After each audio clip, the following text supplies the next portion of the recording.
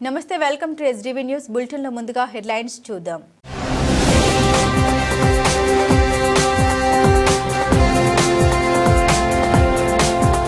AP assembly సమావేశం speaker Ayyanna పాత్రుడు అధ్యక్షున శాసనసభ వ్యవహారాల సలహా committee BSC chairman.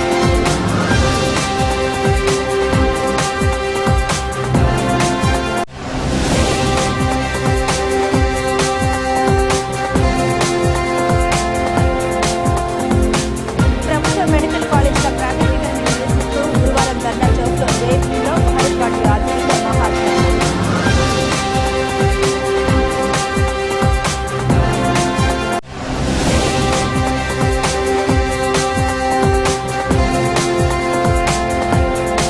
House వర్గైనలో discipline పనులు నిరంతరాయంగా జరుగుతూ ఉంటాయి. విజయవాడ నగరపాలక సంస్థ కమిషనర్ ఛాన్సలర్ కార్యక్రమం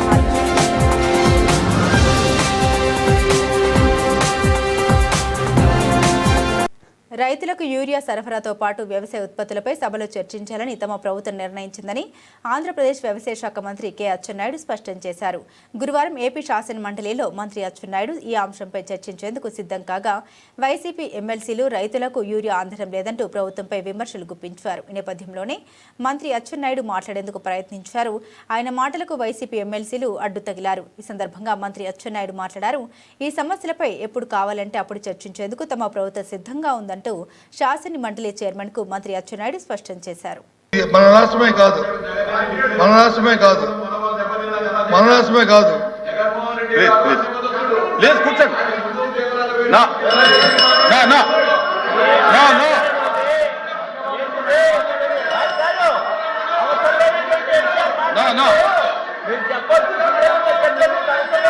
దయచేసి నంబర్ మాట్లాడినటువంటి ఏది కూడా రికార్డుకు పోదు. 11 మంది ఇక్కడ 6 అక్కడ 5 చనిపోయిన నేపథ్యంలో ఎవరు బాధ్యత వహిస్తారు? మరి మంత్రి గారు చెప్పారు కదా నేను బాధ్యత వహిస్తున్నానని. మళ్ళీ ఎందుకు మళ్ళీ సైట్కి మళ్ళీ జగన్మోహన్ మాజీ ముఖ్యమంత్రి గారి గురించి లేకపోతే ఉప ముఖ్యమంత్రి గారి గురించి లేకపోతే ముఖ్యమంత్రి గారి గురించి ఆ అంశం ఎందుకు వచ్చింది చర్చలోకి? బాధ్యత లేకుండా ఈ విధంగా మాట్లాడడం సమంజసమా? చాలా దురదృష్టం అధ్యక్ష. ఈ చర్చ ఈ హౌస్లో జరగడం ఈ ప్రజల మనోభావాలకు సంబంధించిన అంశం పూర్తిగా కూడా మేము దాన్ని ఖండిస్తున్నాం. మంత్రి గారు మాట్లాడే ప్రతి అంశాన్ని కూడా ఈ నేపథ్యంలో దీన్ని పూర్తిగా ప్రభుత్వం బాధ్యత వహించాలి, మంత్రి గారు బాధ్యత వహించాలి.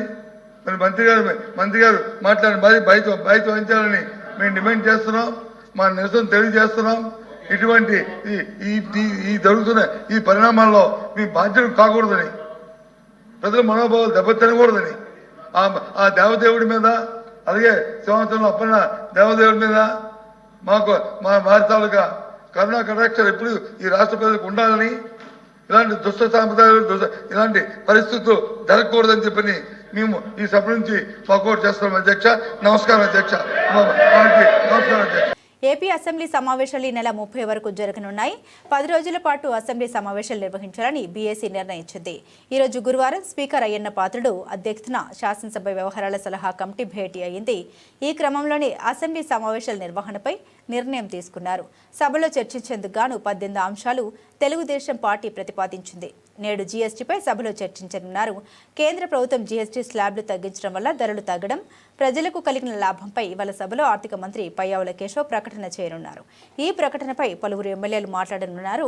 కేంద్ర ప్రభుత్వాన్ని అభినందిస్తూ ముఖ్యమంత్రి చంద్రబాబు సమాధానం ఇవ్వనున్నారు. అలాగే రేపు శుక్రవారం జలవనరులపై సభలో చర్చ జరగనుంది. 22న శాంతి భద్రతలు, 23న వైద్య ఆరోగ్యం, 24న పరిశ్రమలు, 25న సూపర్ 6, 26న క్వాంటమ్, 27న లాజిస్టిక్స్, 29న స్వర్ణాంధ్ర ఉత్తరాంధ్ర దిశగా ఏపీ, 30న రాయలసీమ, కోస్తా, ఉత్తరాంధ్ర అభివృద్ధిపై చర్చించనున్నారు. 20, 21, 28వ తేదీలో అసెంబ్లీకి సెలవుగా నిర్ణయించారు. ప్రతిరోజు ఉదయం 10 గంటల నుండి సాయంత్రం 5 గంటల వరకు సభ జరపాలని బీఎస్సీలో నిర్ణయం తీసుకున్నారు. ప్రశ్నోత్తరాలతో పాటుగా శూన్య గంటలోనూ సభలు, మంత్రులు ఉండాలని సీఎం స్పష్టం చేశారు. ఆంధ్రప్రదేశ్ వర్షాకాల అసెంబ్లీ సమావేశాలు వాడివేడిగా కొనసాగుతున్నాయి. ఈ నేపథ్యంలోనే మంత్రులు, అధికారులపై స్పీకర్ అయ్యన్న పాత్రుడు తీవ్ర అసహనాన్ని వ్యక్తం చేశారు. 0 అవర్లో ఎమ్మెల్యేలు మాట్లాడితే అధికారులు, మంత్రులు ఎవరు నోట్ చేసుకోకపోవడం ఏమిటని ఆయన నిలదీశారు. మరోవైపు 0 అవర్లో లేవనెత్తిన అంశాలపై తప్పనిసరిగా తమకు సమాధానం రావాలని ఎమ్మెల్యే బుచ్చయ్య చౌదరి డిమాండ్ చేశారు. దీంతో కాసేపు అసెంబ్లీ వాతావరణం హీటెక్కింది. ఈ మేరకు మంత్రులు, అధికారులు తాము అడిగిన ప్రశ్నలకు సమాధానం ఇచ్చే విధంగా స్పీకర్ ఆదేశించాలని ఎమ్మెల్యే బుచ్చయ్య పట్టుబట్టారు. దీనిపై వెంటనే స్పందించిన స్పీకర్ మంత్రులు వెంటనే సమాధానం చెప్పాలని ఆదేశాలు ఇచ్చారు. సభలోనే ఉన్న మంత్రి నాదెళ్ల మనోహర్ జోక్యం చేసుకుని కాసేపు సమయం ఇస్తే తాము నోట్ చేసుకుని సమాధానం చెబుతామని సభకు హామీ ఇచ్చారు. దీంతో ఎమ్మెల్యేలు శాంతించారు. అందరికీ నమస్కారం అండి. 16వ శాసనసభ 4వ సమావేశాలు ఆరంభమవుతున్నాయి. ఈవేళ తొలి రోజు సమావేశానికి విచ్చేసినటువంటి సభ్యులందరికీ, గౌరవ సభ్యులందరికీ కూడా స్వాగతం, సుస్వాగతం. ఆటో కార్మికుల సమస్యల్ని ప్రభుత్వ whip central MLA bonda Uma అసెంబ్లీలో ప్రస్తావించారు. బోండా ఉమా గారు, ఎమ్మెల్యే గారు.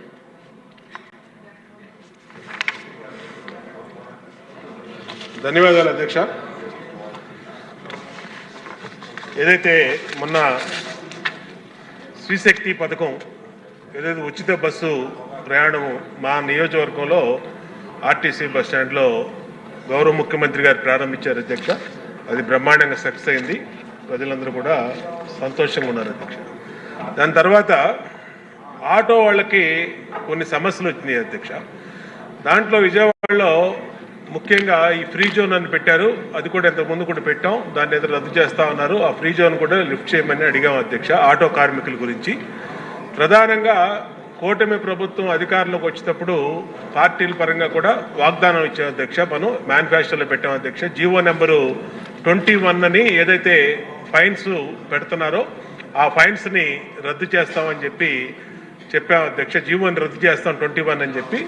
అది దయచేసి గౌరవ ముఖ్యమంత్రి గారికి, గౌరవ ప్రభుత్వాన్ని అడుగుతున్నాం అధ్యక్ష. తప్పనిసరిగా 021 ఇవాళ ఫ్రీ బస్ పెట్టినందువల్ల ఆటో కార్మికులు కనీసం 200-300 రూపాయలు కూడా ఇంటికి తీసుకెళ్ళలేకపోతా ఉన్నారు. వాళ్ళు చాలా ఆకలితో అలమటిస్తూ ఉన్నాయి వాళ్ళ కుటుంబాలు. కాబట్టి ఆ జీవో నెంబర్ 21 ఏదైతే మనం మేనిఫెస్టోలో పెట్టినటువంటి విధంగా ఆ జీవో నెంబర్ 21ని రద్దు చేయమని అడుగుతా ఉన్నాం. ఇవాళ 1963 అమెండ్మెంట్ ఇవాళ సభలో తీసుకొచ్చారు అధ్యక్ష. ఇవాళ ఇప్పుడే బిల్స్ చూశాను నేను. దీంట్లో గ్రీన్ ట్యాక్స్ని తగ్గిస్తూ డిసిషన్ తీసుకున్నారు అధ్యక్ష. చాలా సంతోషం అధ్యక్ష. ఇది ఎప్పుడో లాంగ్ పెండింగ్ ఇష్యూ. మనం గవర్నమెంట్ వచ్చిన సంవత్సరం నుంచి ఆటో కార్మికులందరూ గ్రీన్ ట్యాక్స్ రద్దు చేయమని అడుగుతా ఉన్నారు.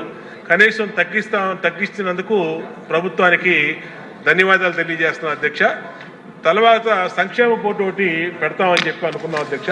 అదొకటి ఆ మేనిఫెస్టో దాంట్లో ఈ సంక్షేమ బోర్డు కూడా పెట్టి ఇవాళ ఆటో కార్మికులు రాష్ట్ర వ్యాప్తంగా, నా నియోజకవర్గంలో కాదు అధ్యక్ష, రాష్ట్ర వ్యాప్తంగా చాలా ఇబ్బందులు పడుతూ ఉన్నారు. ఆటో కార్మికుల్ని ఆదుకోమని చెప్పి ఆటో కార్మికుల్ని దీన్ని దృష్టి పెట్టడానికి ఒక కమిటీ కూడా ఆల్రెడీ గౌరవ ముఖ్యమంత్రి గారి దృష్టి తీసుకెళ్తే 15,000 రూపాయలు రేపు దసరా నుంచి ఆటో డ్రైవర్లందరికీ అనౌన్స్ చేశారు అధ్యక్ష. చాలా హ్యాపీ ఫీల్ అయ్యారు ఆటో డ్రైవర్లందరూ కూడా. కానీ మిగతా ఇష్యూస్ ఉన్నాయి అధ్యక్ష. కనీసం సంవత్సరానికి 15,000 రూపాయలు ఇస్తున్నాం. కనీసం ఇప్పుడు రోజుకి 200-300 రూపాయలు కూడా ఈ శ్రీశక్తి ఫ్రీ బస్సు మహిళలకి పెట్టినందువల్ల వాళ్ళకి రావట్లేదు. కాబట్టి వాళ్ళ దగ్గర నుంచి అన్ని ఎమ్మెల్యేలకి, మొన్న అయితే వైజాగ్లో ఎమ్మెల్యేలు ఇంటి ముందు ధర్నాలు కూడా చేశారు అధ్యక్ష. ఆటోలు పెట్టుకొని ఇక్కడే ఉన్నారు. గంటా శ్రీనివాసరావు వాళ్ళు కూడా ధర్నా చేశారు అధ్యక్ష. కాబట్టి మాకు చాలా ఒత్తిడి ఉంది. ఇది అందరు ఎమ్మెల్యేల ఇష్యూ అధ్యక్ష. కాబట్టి ప్రభుత్వాన్ని మీ ద్వారా రిక్వెస్ట్ చేసేది ఏంటంటే వెంటనే దీని మీద ఒక గ్రూప్ ఆఫ్ మినిస్టర్స్ కమిటీ వేసి దీన్ని ఏదో ఒకటి auto workers, auto drivers, auto వాళ్ళ సమస్యల్ని తీర్చమని. ఇది చాలా తక్కువ బడ్జెట్తో కూడుకున్నటువంటి అంశం అధ్యక్ష. ఈ ఇన్కమ్తో మనకు వచ్చినటువంటి ఇబ్బంది లేదు. అలాగే ఈ ఫైన్ల అధ్యక్ష, వన్ టైం సెటిల్మెంటు ఇతర రాష్ట్రాల్లో అమలు చేశారు అధ్యక్ష. అంటే గతంలో ఒక్కొక్క ఆటో మీద 10,000, 20,000 ఉంటే దాంట్లో 20% కడితే ఆ ఆటో ఫైన్లు కానీ, స్కూటర్ ఫైన్లు కానీ, మోటార్ సైకిల్ ఫైన్లు కానీ, కార్ల మీద ఫైన్లు కానీ ట్రాఫిక్ వైలెన్స్లు సెటిల్ చేసుకునే ఓటీఎస్ స్కీమ్ ఇచ్చారు అధ్యక్ష. ప్రభుత్వాన్ని నేను రిక్వెస్ట్ చేసేది ఏంటంటే ఆ ఓటీఎస్ స్కీమ్ కూడా మన రాష్ట్రంలో పెట్టి ఈ ఫైన్లన్నీ కూడా ఒక 10%కి లిమిట్ చేసి దాన్ని అంతా ఉన్నటువంటి ఆటోల మీద, ట్యాక్సీల మీద, టూ వీలర్స్ మీద ఉన్న ఫైన్లన్నింటినీ క్లోజ్ చేయమని అడుగుతున్నాం అధ్యక్ష. ఈ జీవో నెంబర్ 21 ద్వారా 10,000, 20,000 ఇష్టారీతిన ఫైన్లు వేస్తారు అధ్యక్ష. ఏ అధికారి కానీ మన మంత్రి గారికి అనేకసార్లు చెప్పాం, ఎవరూ కూడా పట్టించుకోవట్లేదు అధ్యక్ష. దీని మీద దయచేసి తమని రిక్వెస్ట్ చేస్తా ఉన్నాం. ఇది సీరియస్ అంశంగా తీసుకొని దయచేసి వెంటనే రెస్పాండ్ అయ్యి జీవో నెంబర్ 21 అలాగే ఈ ఇష్యూలు ఏవైతే చెప్పామో వాటి మీద స్పందించమని కోరుతున్నాం అధ్యక్ష. సహజాన్ గారు. 2024లో వచ్చిన ఇంటిగ్రేటెడ్ గ్రీన్ ఎనర్జీ పాలసీలో రియల్ టైమ్ అనే నిబంధనతో పారిశ్రామికీకరణకు విఘాతం కలుగుతోందని మైలవరం ఎమ్మెల్యే వసంత కృష్ణప్రసాద్ పేర్కొన్నారు. ఆంధ్రప్రదేశ్ రాష్ట్ర అసెంబ్లీ సమావేశంలో పాల్గొన్న ఎమ్మెల్యే వసంత కృష్ణప్రసాద్ గురువారం మాట్లాడారు. 2024లో ఈ పాలసీలో సంప్రదాయేతర విద్యుత్ వనరులు, సోలార్, విండ్ పవర్ నుండి ఏ 15 నిమిషాల్లో ఉత్పత్తి అయినా విద్యుత్ను అదే 15 నిమిషాల్లో సద్వినియోగం చేసుకోవాలని రియల్ టైమ్ అనే పేరుతో క్లాస్ పెట్టారన్నారు. సోలార్, విండ్ ఈ రెండు ప్రకృతిపై ఆధారపడి విద్యుత్ను ఉత్పత్తి చేస్తాయన్నారు. సోలార్ సూర్యరశ్మిపై, విండ్ పవర్ వాయుపై ఆధారపడి విద్యుత్ను ఉత్పత్తి చేసే క్రమంలో అదే సమయంలో పరిశ్రమలు ఆయా విద్యుత్ను ఉపయోగించుకోవడం అసాధ్యమన్నారు. సోలార్ పవర్ జనరేషన్ మేఘాలు అడ్డం వస్తే ఆగిపోతుందని, విండ్ పవర్ ఏడాదిలో 4 నెలలు మాత్రమే ఉత్పత్తి అవుతుందన్నారు. రియల్ టైం నిబంధన వల్ల పరిశ్రమలకు ఎటువంటి ప్రయోజనం లేదన్నారు. వసంత కృష్ణప్రసాద్ గారు.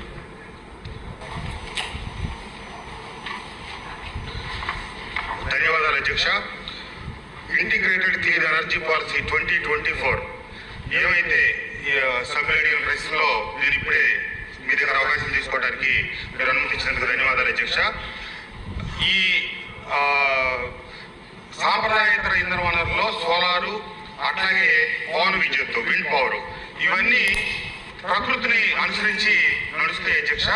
కానీ 2024 ఏమైతే మేలో ఎలక్షన్ టైంలో వచ్చిన జీవో, ఏ ప్రభుత్వం అనిశ్చిత పరిస్థితిలో ఉన్నప్పుడు, గత ప్రభుత్వం కానీ మన ప్రభుత్వం కానీ లేనప్పుడు తీసుకొచ్చిన జీవో అది. దాంట్లో ఏంటంటే ఏ 15 నిమిషాల్లో తయారైన విద్యుత్తుని ఆ 15 నిమిషాల్లోనే వాడుకోవాలి. రియల్ టైం అనే ఒక క్లాస్ పెట్టారు అధ్యక్ష. సోలార్ పవర్ అనేది నీళ్ళలోనే ఉత్పత్తి అవుతుంది, మధ్యలో మేఘాలెట్ వస్తాయి. పవన విద్యుత్తు, విండ్ పవర్ అది సంవత్సరంలో 4 నెలలే వస్తుంది. దాన్ని ఆ పర్టికులర్ టైంలోనే వాడాలి, మిగిలింది బ్యాంకింగ్ మేము ఇవ్వము అనే ఒక నిబంధన పెట్టి పేరుకి టైటిల్ పెట్టారు తప్పితే వాస్తవంలో పరిశ్రమలకి ఇది ఉపయోగపడేది కాదు. అంతేకాకుండా కొత్త పాలసీ ఇచ్చినప్పుడు ఆ రోజు నుంచి వచ్చిన అప్లికేషన్లను మాత్రమే పరిగణలోకి తీసుకొని ముందుకెళ్లాలంటే పాత వాటిని కూడా కొత్త జీవోలోకి తీసుకొచ్చి పాత నిబంధనలకు అనుగుణంగా అన్ని అనుమతులు తీసుకున్న వాటిని కూడా అధికారులు ఇబ్బందులు పెడతా ఉన్నారు అధ్యక్ష. అట్లాగే ఏపీఆర్సీ కూడా పూర్తి కమిటీ లేనందువల్ల ఈ సమస్యల మీద పరిశ్రమలు అప్పీల్ చేసుకుంటే వాటిని కూడా పరిష్కరించే నాదుడు లేకుండా అయింది. దయచేసి మంత్రి గారితో ఈ విషయాలు నేను పలు సందర్భాల్లో చర్చించడం జరిగింది అధ్యక్ష. ఈ 2024 ఏమైతే ఇంటిగ్రేటెడ్ క్లీన్ ఎనర్జీ పాలసీలో మన ఆరుమల్లి రాధాకృష్ణ గారు చెప్పినట్టు రియల్ టైం అనే పదం ఈ భవిష్యత్తులో మనం ఏమైతే పెద్ద ఎత్తున ఉత్పత్తి చేద్దాం అనుకున్నామో ఆ ప్రయత్నానికి పెద్ద విఘాతం కలుగుతా ఉంది. లైన్ లాసెస్, బ్యాంకింగ్ లాసెస్ రూపేణ 8% ప్రభుత్వం తీసుకుంటా ఉంది. పగలు విద్యుత్తుని సాయంత్రం పీక్ అవర్స్ లో కనుక ప్రభుత్వం సరఫరా చేయాలంటే ప్రభుత్వానికి నష్టం వస్తే 8% కాకపోతే 12% బ్యాంకింగ్ ఛార్జెస్ తీసుకోవచ్చు, లేదా 15% తీసుకోవచ్చు. కానీ కొత్తగా పరిశ్రమలకి క్యాపిటల్ పవర్ కింద తీసుకోవాలంటే వీళ్ళు పెట్టిన నిబంధనలు తీవ్రమైన ఇబ్బందికరం. ఇది చంద్రబాబు నాయుడు గారు లాంటి ప్రభుత్వంలో, దారిద్ర్య ప్రభుత్వంలో ఆ నిబంధన పూర్తిగా ప్రభుత్వం దృష్టి పెట్టి సవరణ చేయాలని చెప్పి మీ ద్వారా ప్రభుత్వాన్ని మంత్రి గారు కోరుతాను అధ్యక్ష. ధన్యవాదాలు. ప్రభుత్వం పీపీఈ విధానం ద్వారా ప్రభుత్వ వైద్య కళాశాలని ప్రైవేటీకరణ చేస్తోందని మాజీ మంత్రి విడుదల రజని ఆరోపణ చేశారు. జై భీమరావు భారత్ పార్టీ కూటమి ప్రభుత్వ విధానాన్ని వ్యతిరేకంగా చేస్తున్న ధర్నాకు వైసీపీ మద్దతు ఉంటుందని వెల్లడించారు. ప్రభుత్వం వెంటనే ప్రభుత్వ వైద్య కళాశాల ప్రైవేటీకరణ ఉపసంహరించుకోవాలని వారు డిమాండ్ చేశారు. ప్రభుత్వం మెడికల్ కాలేజీల ప్రైవేటీకరణ నిరసిస్తూ గురువారం ధర్నా చౌక్లో జై భీమరావు భారత్ పార్టీ ఆధ్వర్యంలో మహాధర్నా జరిగింది. ఈ కార్యక్రమానికి జై భీమరావు భారత్ పార్టీ అధ్యక్షులు జడి శ్రావణ్ కుమార్, మాజీ మంత్రి విడుదల రజని, ఆమ్ ఆద్మీ పార్టీ నాయకులు నేతి మహేశ్వరరావు, దళిత బహుజన విద్యార్థి సంఘాల నాయకులు పెద్ద ఎత్తున పాల్గొన్నారు. ఈ సందర్భంగా మాజీ మంత్రి విడుదల రజని మాట్లాడారు. విద్యా వైద్యం నిరుపేదలకు దూరం చేయాలన్నదే కూటమి ప్రభుత్వ లక్ష్యమన్నారు. ఈ విధానాల్ని తిప్పికొట్టాల్సిన అవసరం ఉందన్నారు. ప్రభుత్వం కళాశాలలో ప్రైవేట్ భాగస్వామ్యం వల్ల పేద ప్రజలపై భారం పడుతుందన్నారు. ప్రభుత్వ విధానాల్ని కొనసాగనీయమన్నారు. అనంతరం జీవో కాపీలను తగలబెట్టారు. అందుకే ప్రభుత్వ రంగం మీ దగ్గర డబ్బులు లేవంటున్నారు, కొన్నింటికేమో మా దగ్గర బోల్డంత డబ్బు ఉంది అంటున్నారు. కేంద్రం నుంచి ఎందుకు తీసుకురారు? ఇప్పుడు మనకి జిఎస్టీ 10,000 కోట్ల పైన మనకు నష్టం వస్తుంది. మన 10,000 కోట్లు. అందరికీ నమస్కారం. ఈరోజు ఈ ధర్నా చౌక్లో కూటమి ప్రభుత్వం చంద్రబాబు నాయుడు గారి నాయకత్వంలో ప్రభుత్వ మెడికల్ కాలేజ్ ప్రైవేటీకరణ అని తీసుకున్నటువంటి ఈ యొక్క ఆలోచనని వ్యతిరేకిస్తూ న్యూట్రల్గా జడా శ్రవణ్ కుమార్ గారు ఒక అడుగు ముందుకు వేసి ఈ ఆలోచన మంచిది కాదు, ఇది ప్రజా వ్యతిరేకమైనటువంటి ఆలోచన, ఈ ఆలోచనని ఎంబటే వెనక్కి తీసుకోవాలి, ఈ జీవోని రద్దు చేయాలి అని కూటమి ప్రభుత్వం నిర్ణయాన్ని వ్యతిరేకిస్తూ ఈ కార్యక్రమంలో భాగమవడం చాలా సంతోషంగా ఉంది. ఈ రోజున జడా శ్రవణ్ అన్న వేసినటువంటి ఈ అడుగులో భాగంగా రాష్ట్ర వ్యాప్తంగా కూడా ఈ యొక్క ఆలోచనకు, శ్రవణన్న ఆలోచనకు మద్దతుగా కూటమి ప్రభుత్వానికి వ్యతిరేకంగా అనేక మంది మేధావులు, విద్యార్థులు, ఉద్యోగ సంఘాలు, తటస్థులు అందరూ కూడా పాల్గొని జడా శ్రవణన్న తీసుకున్నటువంటి ఈ కార్యక్రమాన్ని అభినందించి మరి వారికి మద్దతుగా కూటమి ప్రభుత్వానికి వ్యతిరేకంగా మరి తరలి వచ్చినటువంటి ప్రతి ఒక్క అన్నకు, అక్కకు పేరు పేరున నా హృదయపూర్వక నమస్కారాలు తెలియజేస్తున్నాను. ముందుగా జై భీమ్రావ్ భారత్ పార్టీ నుంచి మా జడా శ్రవణ్ కుమార్ అన్న మరొకసారి ఇలాంటి ఒక గొప్ప పేద ప్రజలకి డాక్టర్ విద్య చదవాలనుకునేటువంటి విద్యార్థుల భవిష్యత్తు కోసం వేసినటువంటి తొలి అడుగుకి మరొకసారి నేను వారికి మనస్ఫూర్తిగా కూడా అభినందనలు, కృతజ్ఞతలు తెలియజేసుకుంటూ మీరు వేసినటువంటి ఈ తొలి అడుగు వైఎస్ఆర్ కాంగ్రెస్ పార్టీ పూర్తిగా మా యొక్క మద్దతు తెలియజేసుకుంటుందని తెలియజేస్తున్నాను. అవుట్ఫాల్ డ్రైన్లలో డీసిల్టింగ్ పనులు నిరంతరాయంగా జరుగుతూ ఉండాలని విజయవాడ నగరపాలక సంస్థ కమిషనర్ ధ్యానచంద్ర హెచ్ఎం అన్నారు. గురువారం ఉదయం తన పర్యటనలో భాగంగా one town, Tarapeta, BRP road, Nehru road, పాడి వీధి ప్రాంతాలన్నీ క్షేత్రస్థాయిలో పరిశీలించారు. ఈ సందర్భంగా కమిషనర్ మాట్లాడారు. అవుట్ఫాల్ డ్రైన్లలోని వ్యర్థాలను ఎప్పటికప్పుడు తొలగించాలని ఇంజనీరింగ్ అధికారులు, ప్రజారోగ్య అధికారులు సమన్వయంతో పనిచేస్తూ వ్యర్థాలని తొలగిస్తూ డీసిల్టింగ్ చేస్తూ ఉండాలని, మెషిన్లను వ్యర్థాలు తొలగించే ప్రక్రియలో పూర్తిస్థాయిలో ఉపయోగించాలని అధికారులను ఆదేశించారు.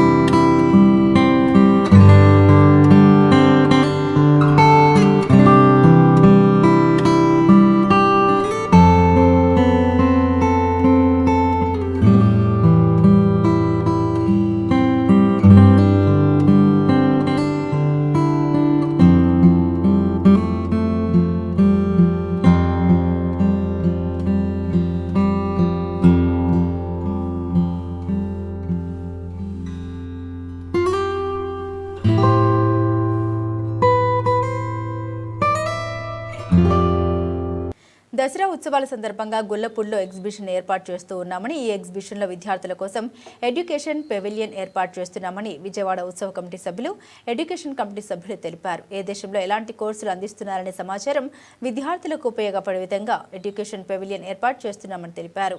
పేద మధ్యతరగతి విద్యార్థులకు గాను ఉపయోగపడే విధంగా ఈ ఎక్స్పో ఉంటుందని, విజయవాడ ఉత్సవ కార్యక్రమానికి విజయవాడ చుట్టుపక్కల ఉన్న ఇంజనీరింగ్ కాలేజీలకు ఆహ్వానం పలుకుతున్నామని తెలిపారు. విజయవాడ ఉత్సవ గొల్లపూడి ఎక్స్పోలో ఎడ్యుకేషన్ పెవిలియన్ ఏర్పాటుపై విజయవాడ ఉత్సవ కమిటీ సభ్యులు, ఎడ్యుకేషన్ కమిటీ సభ్యులతో మీడియాతో మాట్లాడారు.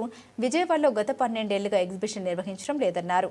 దసరా ఉత్సవాల సందర్భంగా గొల్లపూడిలో ఎగ్జిబిషన్ ఏర్పాటు చేస్తున్నామని, ఈ ఎగ్జిబిషన్లో విద్యార్థుల కోసం ఎడ్యుకేషన్ పెవిలియన్ ఏర్పాటు చేస్తున్నామని తెలిపారు. ఏ దేశంలో ఎలాంటి కోర్సులు అందిస్తున్నారనే సమాచారం విద్యార్థులకు ఉపయోగపడే విధంగా ఎడ్యుకేషన్ పెవిలియన్ ఏర్పాటు చేస్తున్నామని తెలిపారు. ఎడ్యుకేషన్ పెవిలియన్లో ఎడ్యుకేషన్ స్టాల్స్ ఉంటాయన్నారు. ఈ ఎడ్యుకేషన్ పెవిలియన్కి ముఖ్య అతిథిగా ఆంధ్ర, తెలంగాణ రాష్ట్రాల UK deputy high commissioner Gareth Wyn Owen రానున్నారని తెలిపారు. ఎడ్యుకేషన్ పెవిలియన్లో దేశ విదేశాలకు చెందిన ప్రముఖ యూనివర్సిటీలు పాల్గొంటాయన్నారు. ఈ సమావేశంలో విజయవాడ ఉత్సవ కమిటీ సభ్యులు అనిల్ సుంఖర, అరసవిల్లి అరవింద్ తరపున ఎక్సెల్ డైరెక్టర్ గొల్ల శేఖర్, ఎడ్యుకేషన్ కమిటీ సభ్యులు ఏవో SK PVV high school committee doctor B Narayanarao, KBN college secretary and correspondent doctor Srinivas పాల్గొన్నారు. అందరికీ నమస్కారం అండి. నేను అనిల్ సుంకర. ఇవాళ మీ ముందు నేను ప్రొడ్యూసర్గా రాలేదు, విజయవాడ నగర సభ్యుడిగా ఆర్ విజయవాడ నగర పౌరుడిగా మీ ముందున్నాను. గత 20 సంవత్సరాలుగా మన నగరం ఎంత డెవలప్ అయిందో ఏంటో అనేది నాకైతే ఏం తెలియదు. బట్ లాస్ట్ 12 సంవత్సరాలుగా ఇప్పుడు తెలిసింది ఏంటంటే, కనీసం మనకి మా చిన్నప్పుడు ఎగ్జిబిషన్ అనే ఈవెంట్ ఉండేది, అది కూడా లేదు. అంత ముందు వరకు ఏంటంటే వేసవిలో వస్తే ఎగ్జిబిషన్కి వెళ్ళొచ్చు అనేది ఉండదు, అది కూడా లేదు. కాబట్టి విజయవాడ ఎగ్జిబిషన్ అండ్ విజయవాడ ఉత్సవ్ ఇది ఈ నగరానికి మరింత శోభ తీసుకొచ్చే విధంగా దసరా ఉత్సవాలు ఎప్పుడు మనం చేసుకునేవాళ్ళం, ఆ దసరా ఉత్సవాలను విజయవాడ ఉత్సవాలుగా మరింత ప్రాముఖ్యతతో మరింత విజయవంతంగా అందరూ పాల్గొనేటట్టు, అంటే నగర పౌరులు అందరూ పాల్గొనేటట్టు చేస్తున్నాము. ఇందులో భాగంగానే అక్కడ ఎగ్జిబిషన్లో ఎడ్యుకేషన్ పెవిలియన్ పెడుతున్నామండి. ఈ ఎడ్యుకేషన్ పెవిలియన్లో మొత్తం నగర పిల్లలు, ఇంజనీరింగ్ స్టూడెంట్స్, ఎవ్రీవన్ ఇన్ఫర్మేషన్ కానీ, తర్వాత వాళ్ళ అవకాశాలు కానీ, విద్యా అవకాశాలు ఏ విధంగా ఉంటాయి, ఫారెన్ వెళ్ళాలంటే ఏ విధమైన అవకాశాలు ఉంటాయి, ఇక్కడ ఏ విధంగా ఎంటర్ప్రెన్యూర్షిప్ అవకాశాలు ఉంటాయి, ఇలాంటివన్నీ కూడా స్టాల్స్ అరేంజ్ చేస్తున్నాము. అలా స్టాల్సే కాకుండా ఎవ్రీడే ఏదో ఒక ఈవెంట్ జరుగుతూ ఉంటుంది ఎడ్యుకేషన్కి సంబంధించి. అంటే ఏ ప్రాముఖ్యత ఏంటి, రోబోటిక్స్తో ఏం చేయగలం, ఇలాంటిది రోజుకొక దీని కింద వెళ్తూ ఉంటుంది. అండ్ ఎవ్రీథింగ్ విల్ బీ మీకు అన్నీ పంపిస్తాం ఎప్పటికప్పుడు డీటెయిల్స్ అన్నీ. ఇది అందరూ పాల్గొని, అంటే మీడియా కానీ, మీరు మీడియా కంటే కూడా విజయవాడ పౌరులుగా ఇందులో పాల్గొని దీనికి మరింత పబ్లిసిటీ ఇచ్చి అందరికీ ఉపయోగపడేలాగా. బేసిక్గా ఎడ్యుకేషనల్ పెవిలియన్ ముఖ్య ఉద్దేశం ఏంటంటే, ఇక్కడ నుంచి ఇక్కడ ఏ ఆపర్చునిటీస్ ఉన్నాయి, ఫ్యూచర్లో ఏ ఆపర్చునిటీస్ వస్తాయి, ఏమైనా నేర్చుకోవచ్చు, ఇలాంటివన్నీ వీ కెన్ డూ ఇట్ అనమాట. సో దాన్ని బట్టి ఏమేం చేయగలం, పిల్లలు ఏమేం చేయగలరు, నెక్స్ట్ పై చదువులకి ఎక్కడెక్కడ వెళ్ళగలరు, ఇలాంటి డీటెయిల్స్ అన్నీ ఉంటాయి. అన్ని కళాశాలలు వాళ్ళంతా వాలంటరీగా పార్టిసిపేట్ చేస్తున్నారు. అదే కాకుండా రోజుకు కాంపిటీషన్ ఉంటుంది. ఆ కాంపిటీషన్స్కి మళ్ళీ ప్రైజెస్ అన్ని రకాలు విద్య ఎడ్యుకేషన్ అండ్ కోకరికులర్ యాక్టివిటీస్ అన్నీ కూడా ఉంటాయి. అది కాకుండా నెక్స్ట్ విపిఎల్ ఆక్షన్స్ అవి జరుగుతాయి. సో ఎడ్యుకేషనల్ పెవిలియన్లో ప్రతి విద్యార్థి పార్టిసిపేట్ చేసి వాళ్ళు ఎంతో కొంత నాలెడ్జ్ పెంచుకునే విధంగా ఉంటుంది ఈ 50 days. అది చూద్దామని దీని ఒక ముఖ్య ఉద్దేశం. Thank you. నమస్కారం అండి. ఈరోజు ఇక్కడ విజయవాడ ఉత్సవ్ ఈవెంట్ సందర్భంగా నేను డాక్టర్ అరసవిల్లి అరవింద్ గారి తరఫున మాట్లాడుతున్నాను. సో ఈ విజయవాడ ఉత్సవ్ ఈవెంట్ మెయిన్ ఉద్దేశం ఏంటంటే, విద్యార్థులకి ఇందాక చెప్పినట్టుగా విద్యార్థులకి వాళ్ళ భవిష్యత్తు, అంటే వాళ్ళ ఫ్యూచర్ ఎలా ఉండాలి, ఎలా వెళ్తే బాగుంటాయి అనే దానిపైన ఈ విజయవాడ ఉత్సవ్లో ఎడ్యుకేషన్ ఎక్స్పో అనేది కండక్ట్ చేయడం జరుగుతుంది. సెప్టెంబర్ 22 టు నవంబర్ 16 వరకు విజయవాడ ఎక్స్పో గ్రౌండ్స్లో గొల్లపూడిలో జరుగుతుంది. ఇందులో మన ఆంధ్రప్రదేశ్ అనే కాకుండా వివిధ స్టేట్స్ నుంచి యూనివర్సిటీస్ కూడా పాల్గొనడం జరుగుతుంది. మన ఇండియన్ యూనివర్సిటీసే కాకుండా యూకే, అమెరికా లాంటి దేశాల నుంచి కూడా యూనివర్సిటీ వాళ్ళు అక్కడ వచ్చి స్టాల్ పెట్టుకోవడం జరుగుతుంది. దీనివలన అంటే డబ్బులున్న వాళ్ళు ఎక్కడికి వెళ్ళినా సరే ఏదైనా నేర్చుకోగలరు, ఏదైనా రీసెర్చ్ చేసుకోగలరు, ఎక్కడికైనా పోగలరు. మెయిన్ ఉద్దేశం ఏంటంటే మిడిల్ క్లాస్ పీపుల్, అంటే బ్యాక్వర్డ్ క్లాస్ పీపుల్ ఉంటారు. సో రైతుల నుంచి, అంటే అగ్రికల్చర్ బ్యాక్గ్రౌండ్ నుంచి వచ్చి వాళ్ళు వేరే సిటీకి వెళ్ళి తెలుసుకునేంత అవకాశాలు వాళ్ళకు ఉండవు. అలాంటి ఉద్దేశంతో సో ప్రతి విద్యార్థి యొక్క తల్లిదండ్రికి విద్య యొక్క ఉన్నతి ఏంటి, విద్యా ప్రమాణాలు ఎలా ఉండాలి, ఉంటే మన రాష్ట్రంలోనే చదువుకుంటే ఎలా ఉంటుంది, బయటికి వెళ్తే ఎలా ఉంటుంది, ఎంత ఖర్చు వస్తుంది, చదువు యొక్క ప్రమాణాలు ఎలా ఉన్నాయి, కాలేజెస్లో ఎలాంటి ఫెసిలిటీస్ ఉన్నాయి, మన విద్యార్థులు ఏ కళాశాలలో చదివితే మంచి కెరియర్ ఉంటుంది అనేది విద్యార్థులే తెలుసుకోవడం కాకుండా పేరెంట్స్ కూడా వెళ్ళి ఒక్క ప్లాట్ఫామ్లో ఇక్కడ మన యూనివర్సిటీస్, బయట దేశం యూనివర్సిటీస్ గురించి కొత్త టెక్నాలజీస్ వచ్చినాయి. బిజినెస్ చేసే వాళ్ళకి బిజినెస్ ప్రోగ్రామ్స్లో కొత్త టెక్నాలజీస్ ఉన్నాయి. సాఫ్ట్వేర్ డెవలపర్ కావాలనుకున్న వాళ్ళకి సాఫ్ట్వేర్లో డిఫరెంట్ టెక్నాలజీస్ వచ్చినాయి. ఆర్టిఫిషియల్ ఇంటెలిజెన్స్ అని చెప్పి, డేటా సైన్స్ అని చెప్పేసి దీనిపైన మరింత అవగాహన విద్యార్థులకి, తల్లిదండ్రులకి ప్రొవైడ్ చేయాలనే ఒక ముఖ్య ఉద్దేశంతో మన ఎంపీ గారు శ్రీ కేశినేని శివనాథ్ సార్ తీసుకున్న ఇనిషియేటివ్లో ఈ విజయవాడ ఉత్సవ్ ఈవెంట్లో భాగంగా ఎడ్యుకేషన్ ఎక్స్పో అనేది కండక్ట్ చేయడం జరుగుతుంది. ఇందులో మన ఆంధ్రప్రదేశ్, తెలంగాణ నుంచి ఏ యూనివర్సిటీ వాళ్ళైనా సరే, ఇంకా ఇప్పటివరకు అక్కడ రిజిస్టర్ చేసుకోలేని వాళ్ళు ఎవరైనా సరే మాకు కాల్ చేసినట్టయితే మా నంబర్ 7093129494 ఈ నెంబర్ కాల్ చేసినట్టయితే మేము అక్కడ స్పేస్ ఇవ్వడానికి సంతోషంగా స్పేస్ ప్రొవైడ్ చేస్తాం. మీరు మీ కళాశాల గురించి కూడా, మీ కళాశాలలో ఉన్న ప్రత్యేకతలు ఏంటి అనేది కూడా విద్యార్థితో పాటు తల్లిదండ్రులకి, అక్కడ వచ్చిన అంటే డిఫరెంట్ సిటీస్ నుంచి వచ్చిన ప్రతి ఒక్కరికి ఒక ప్లాట్ఫామ్లో తెలియజేయడానికి అవకాశం ఉంటుంది. సో ఇది ఒక మంచి అవకాశం. విద్యార్థులు, పేరెంట్స్ ప్రతి ఒక్కరు సద్వినియోగపరుచుకుంటారని ఆశిస్తూ సెలవు. మరి ఈ విజయవాడ ఉత్సవ్ ఎడ్యుకేషన్ పెవిలియన్లో దాదాపుగా మరి ఎంపీ గారి డైరెక్షన్ మేరకు వివిధ రాష్ట్రాల నుంచి కానీ, మన విజయవాడ చుట్టుపక్కల ప్రాంతాల నుంచి కానీ ఉన్నటువంటి పేరు ప్రఖ్యాతులు ఉన్న యూనివర్సిటీలు, కాలేజీలు, ఇంజనీరింగ్ కాలేజీలు కానీ, మెడికల్ కానీ, అలాగే జనరల్ ఎడ్యుకేషన్లో టాప్ కాలేజెస్ ఏవైతే ఉంటాయో వాళ్ళందరినీ కూడా స్టాల్స్ పెట్టడానికి వ్యక్తిగతంగా ఇన్విటేషన్లు అందజేస్తున్నాం. మరి వాళ్ళ వచ్చిన తర్వాత మంచి వైబ్రెంట్గా ఉండటం కోసం ఎలా అయితే కాలేజెస్లో అన్ని విషయాల్లో కూడా క్విజ్లో కానీ, జనరల్ విషయాల్లో కానీ, ఏఐలో రిలేటెడ్గా కానీ చిన్న ఇష్యూస్లో మామూలుగా టేకప్ చేసి ఎక్కువ మంది పార్టిసిపేట్ చేసే విధంగా కాంపిటీషన్స్ కూడా పెట్టి ఆ ఏరియా అంతా కూడా ఎక్కువ వైబ్రెంట్గా ఉండేలాగా చేయాలనేది సంకల్పంతో ముందుకెళ్తున్నాం. కనుక దీన్ని మరి మనం చుట్టుపక్కల ఉన్నటువంటి దాదాపుగా ఇంజనీరింగ్ కాలేజీలే దాదాపుగా 100 నుంచి 150 కాలేజీలు మన 2-3 జిల్లాల్లోనే ఉన్నాయి. ముఖ్యంగా వాళ్ళందరికీ కూడా ఇన్విటేషన్ ఎక్స్టెండ్ చేస్తున్నాం. కనుక ఇదే ఆహ్వానంగా భావించి మరి అందరూ కూడా మరి ఆంధ్ర రాష్ట్రంలో కానీ, తెలంగాణలో కానీ, చుట్టుపక్కల ప్రాంతాల్లో ఉన్నటువంటి ఇంజనీరింగ్ కాలేజీలు, అలాగే జనరల్ ఎడ్యుకేషన్ కాలేజీలు కానీ, మెడికల్ కాలేజీలు కానీ ఎవరైనా సరే విద్యార్థులు అందరూ కూడా మరి రకరకాల కాంపిటీషన్లు అన్నీ కూడా మేము డే వైజ్ కూడా అందరికీ కూడా ఒక కామన్ గ్రూప్ అనేది ఒకటి ఏర్పాటు చేసి ఇన్ఫామ్ చేయటం జరుగుతుంది. మరి ఆ వాట్సాప్ గ్రూప్ ద్వారా తెలుసుకుని ఎవరినైతే మేము ఇన్విటేషన్ ఎక్స్టెండ్ చేశామో వాళ్ళందరినీ ఈ ప్లాట్ఫామ్లోకి తీసుకొస్తున్నాం. వాళ్ళందరూ కూడా మరి వాళ్ళలో ఉన్నటువంటి ప్రతిభ, విద్యార్థులు ఉన్న ప్రతిభ వివిధ రంగాల్లో, ముఖ్యంగా ఆర్టిఫిషియల్ ఇంటెలిజెన్స్లో కానీ, మరి మెకానికల్ సైడ్గా ఉన్నటువంటి దానిలో కానీ అన్ని విషయాల్లో కూడా లేటెస్ట్ టెక్నాలజీస్ ఏవైతే ఉన్నాయో అందులో క్విజ్లో కానీ అన్ని విషయాల్లో కూడా వాళ్ళ టాలెంట్ని ఎగ్జిబిట్ చేసి మరి వాళ్ళ ఉన్నటువంటి స్కిల్స్ అన్నీ కూడా ఎగ్జిబిట్ చేయడానికి మంచి వేదికగా కూడా దీన్ని తీసుకురావాలనే ఆలోచనతో ముందుకెళ్తున్నాం. కనుక మరి అన్ని విద్యా సంస్థల యాజమాన్యాలు, మరీ ముఖ్యంగా ప్రిన్సిపల్స్ కానీ, అడ్మినిస్ట్రేటర్స్ కానీ, అక్కడ ఉన్నటువంటి కల్చరల్ వింగు, అలాగే డిబేటు, అలాగే క్విజ్కు సంబంధించినటువంటి ఇన్ఛార్జెస్ అందరూ కూడా ఈ అవకాశాన్ని సద్వినియోగం చేసి మీరు కూడా యాక్టివ్గా మీ టీమ్స్తో పార్టిసిపేట్ చేసి మరి విజయవాడ ఉత్సవం అనేది, ముఖ్యంగా ఎడ్యుకేషన్ పెవిలియన్ అనేది మరి ఎప్పుడు కూడా వైబ్రెంట్గా ఉండేట్టుగా కడకడలాడుతూ వందలాది వేలాది మంది మరి ఈ ఏరియాలో ఉండేట్టుగా విద్యార్థులతో కాంపిటీషన్స్లో పార్టిసిపేట్ చేసేలాగా జాగ్రత్తలు తీసుకోవాలని ఈ సందర్భంగా అందరికీ కూడా ఆహ్వానం తెలియజేస్తున్నాం.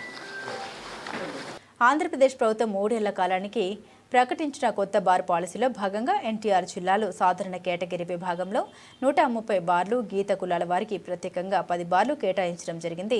తొలి విడత నోటిఫికేషన్లో భాగంగా ఓపెన్ కేటగిరీలో 69 బార్లు, గీత కులాల వారికి కేటాయించిన 10 బార్లు, మొత్తం 79 బార్ల కేటాయింపు గతంలో పూర్తి అయింది. ఎన్టీఆర్ జిల్లాలో ఓపెన్ కేటగిరీలో మిగిలిపోయిన 61 బార్ల కేటాయింపునకు ఈ నెల 3వ తేదీన మళ్లీ గెజిట్ నోటిఫికేషన్ విడుదల చేయడం జరిగింది. గడువు ముగిసే సమయానికి ఓపెన్ కేటగిరీలో ప్రకటించిన 61 బార్లకు గాను 7 బార్లకు మాత్రమే మొత్తం 28 దరఖాస్తులు వచ్చాయి. 54 బార్లకు ఒక అప్లికేషన్ కూడా రాలేదు. వీటిలో నిబంధన ప్రకారం కనీసం 4 దరఖాస్తులు వచ్చిన 7 బార్ల కేటాయింపు ప్రక్రియ ముందే ప్రకటించిన విధంగా గురువారం ఉదయం 8 గంటల నుండి విజయవాడలోని ఎన్టీఆర్ జిల్లా కలెక్టర్ శ్రీ పింగళి వెంకయ్య సమావేశ మందిరంలో జరిగింది.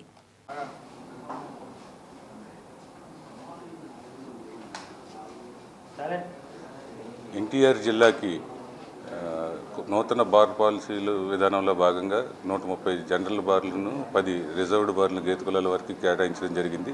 ఇందులో మొదటి విడత నోటిఫికేషన్లో మనం 79 బార్లు ఎన్టీఆర్ జిల్లాలో 4 అప్లికేషన్ వేసిన వారికి కేటాయించడం జరిగింది.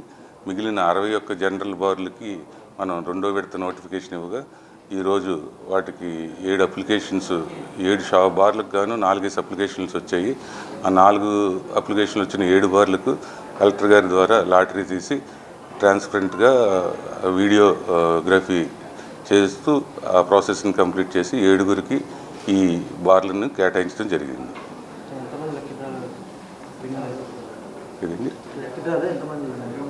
మొత్తం 6 షాపులకు గాను ఒకళ్ళే 4 అప్లికేషన్స్ ఫైల్ చేశారు.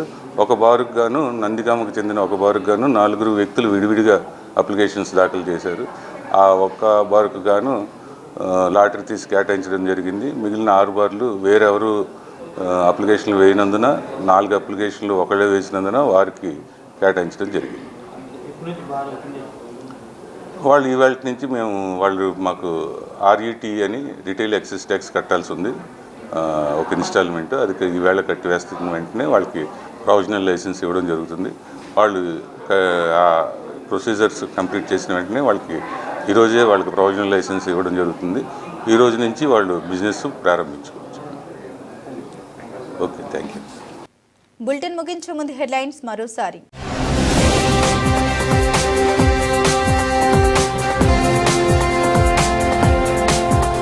ఏపీ అసెంబ్లీ సమావేశం స్పీకర్ అయ్యన్న పాత్రుడు అధ్యక్షుల శాసనసభ వ్యవహారాల సలహా కమిటీ బీఎస్సీ చైర్మన్.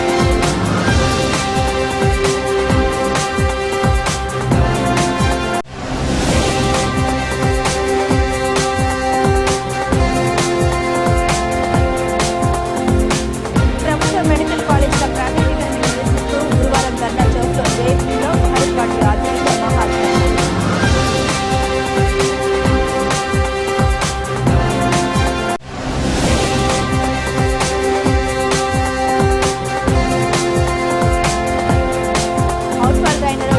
పనులు నిరంతరాయంగా జరుగుతూ ఉంటాయి. విజయవాడ నగరపాలక సంస్థ కమిషనర్ కాంతి కార్యక్రమం ఆదేశించారు.